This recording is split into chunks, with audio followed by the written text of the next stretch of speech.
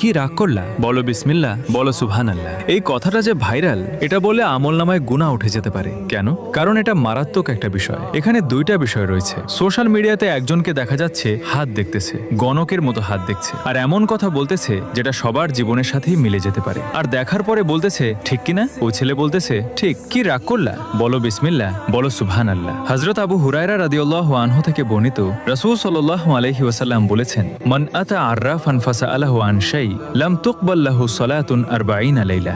অর্থাৎ কোনো ব্যক্তি যদি গণকের কাছে যায়, তার কাছে কিছু জিজ্ঞেস করে, তাহলে তার 40 দিনের সালাত কবুল করা হয় না। 2 নাম্বার, এখানে বিসমিল্লাহ এবং সুবহানাল্লাহ এটাকে ফান হিসেবে ব্যবহার করা হচ্ছে। মানুষ ফাইজলামি করে বলে কি রাগ করলা, বলো বিসমিল্লাহ, বলো সুবহানাল্লাহ। কিন্তু এই বিসমিল্লাহ এবং সুবহানাল্লাহ এটা কিন্তু মারাত্মক সম্মানিত দুইটা শব্দ, আল্লাহ রাব্বুল আলামিনের বরকতময় স্মরণ। তাই এগুলোকে মজা, ট্রেন্ড বা ফাইজলামির ভাষা বানানো উচিত না। আল্লাহ আমাদের ইসলামের সঠিক বুঝদান করুন।